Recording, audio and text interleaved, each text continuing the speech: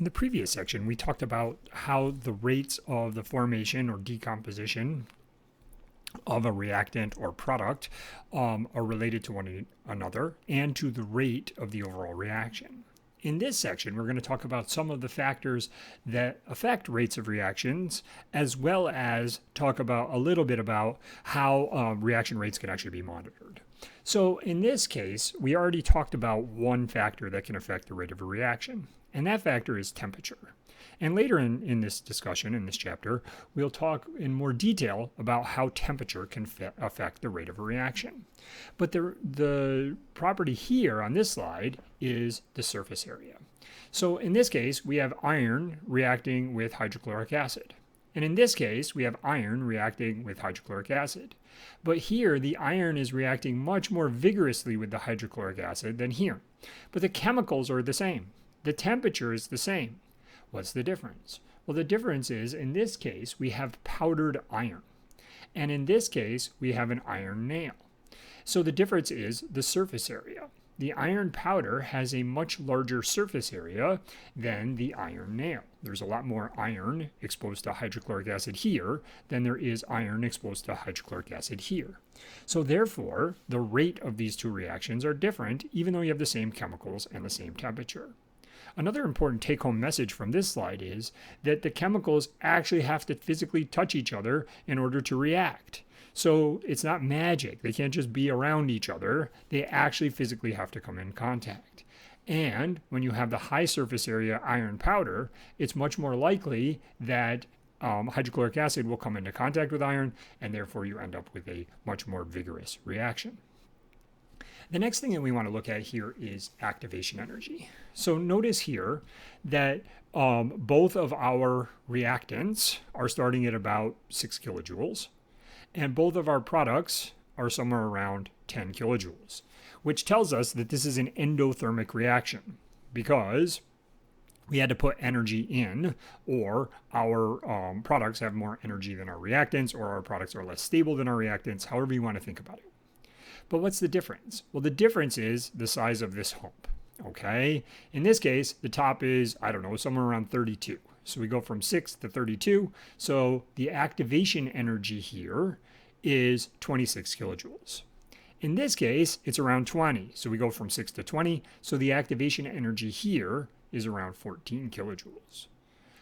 The reason that this reaction proceeds more quickly than this reaction is that atoms are more likely to have enough energy to go on to form product if the activation is low, activation energy is low, and they're less likely to have enough energy to go on to form product if the activation energy is high.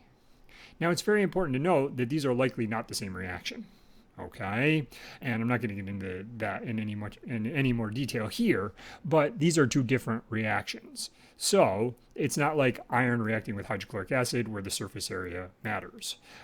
Here we have high activation energy and therefore slow reaction. Here we have low activation energy and therefore faster reaction. And we'll talk about this more later in the discussion.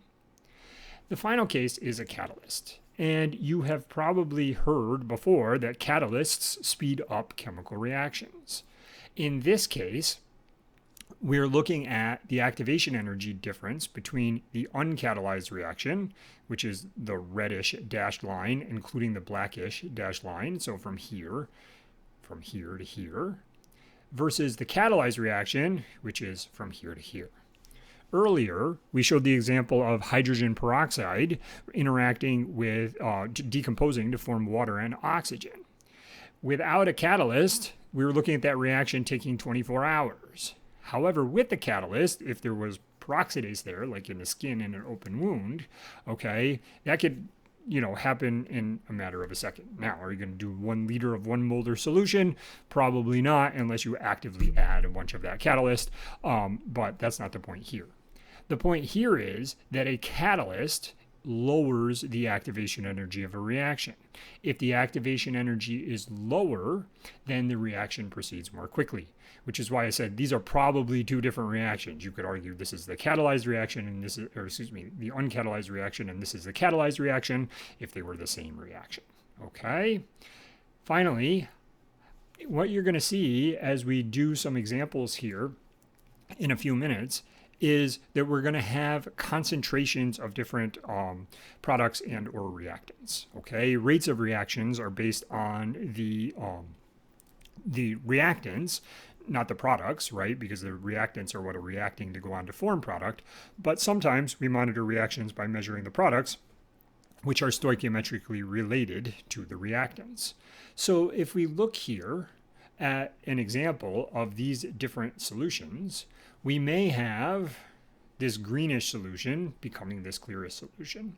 And we can use spectroscopy, a spectrophotometer, in order to measure the absorbance of these different solutions and then relate it to a concentration.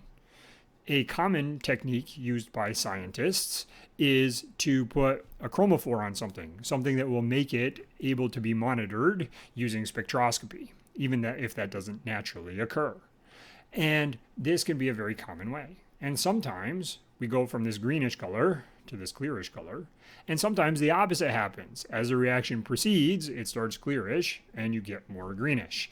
So this is basically one way in which we can actually monitor the progress of a reaction.